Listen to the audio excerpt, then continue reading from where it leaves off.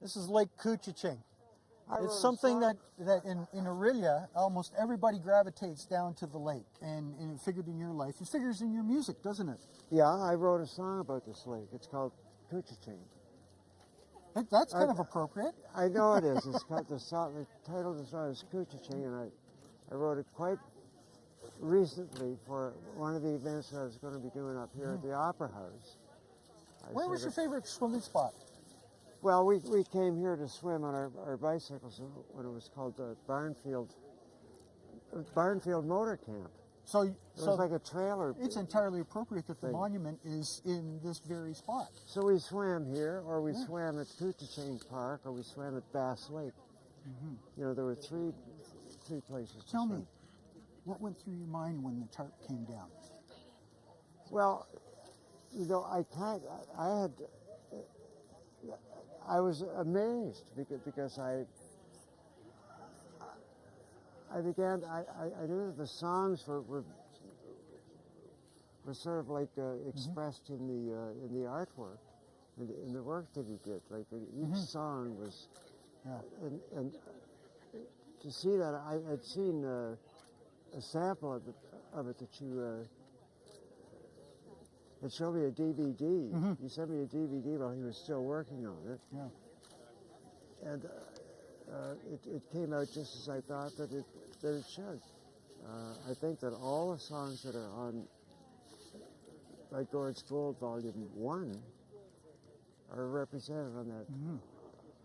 We're going to go up there in a moment and talk about some specific parts of that. But I want to ask you, when you were just a little guy, did you ever, in your wildest imagination, think that something like today was going to happen?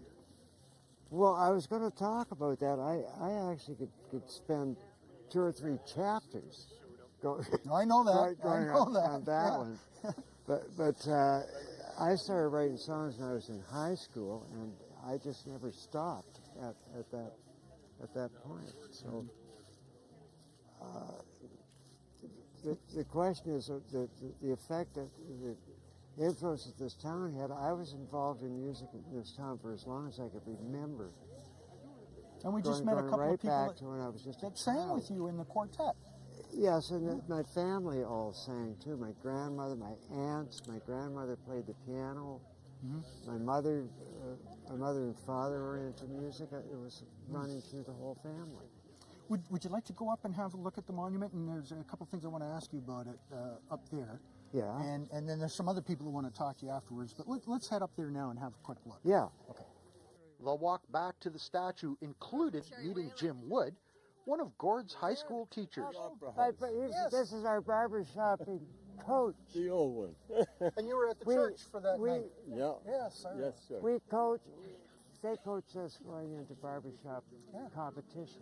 Jim was he was the front man to get What you were on we doing? stage and happy as a day. You're responsible for all this. we were doing choreography. Yeah. We were barbershop quartet choreography is a special thing all the time. Gord, I got to ask you, do you remember that guy? Do you remember him? Well, very vaguely. That was an era. It looks like it comes from sometime in the 70s. At a time when I had a beard and curly hair at the time. And I'm thinking, and I'm probably thinking about lyrics. I'm probably thinking about making things rhyme, making things make sense. Well, I've seen a picture of you very similar to that pose. I know. Tim, do you remember from the first documentary that Tim was saying we should leave a hole here so we can put a cigarette in it?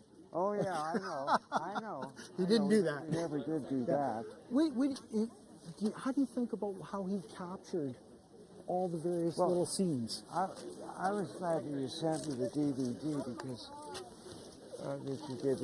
I looked that one over and I'm trying to count the number of songs that are represented there, and there's 20. a whole bunch of them. There's 20. Yep. 20 songs represented in these smaller beautiful little bits of work that he does all around the main subject here.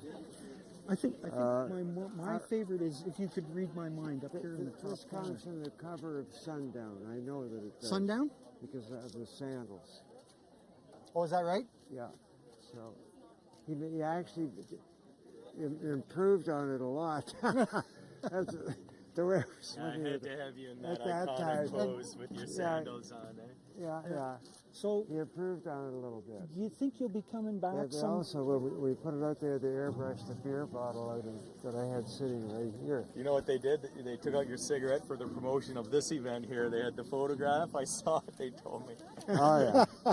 No, it's best to not be there. Do you think you're going to come back sometime when all this hubbub is all done, just to sit here and study it a little bit more closely? Sure, I'm going to look at it today, too. I'd like to look, too. Try and pick them all out. I would, and you can, too.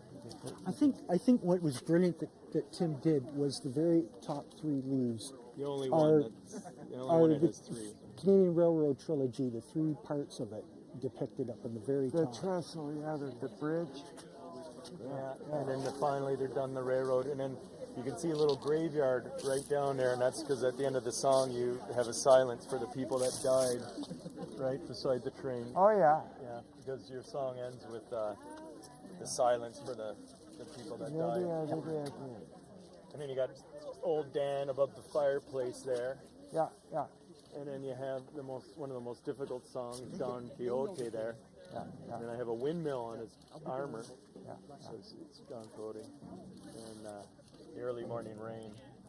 Yeah. The bottle in front of him, that's Pearson. And then her name was Anne, and I'll be damned if I recall her face. So you can't see her face in that one.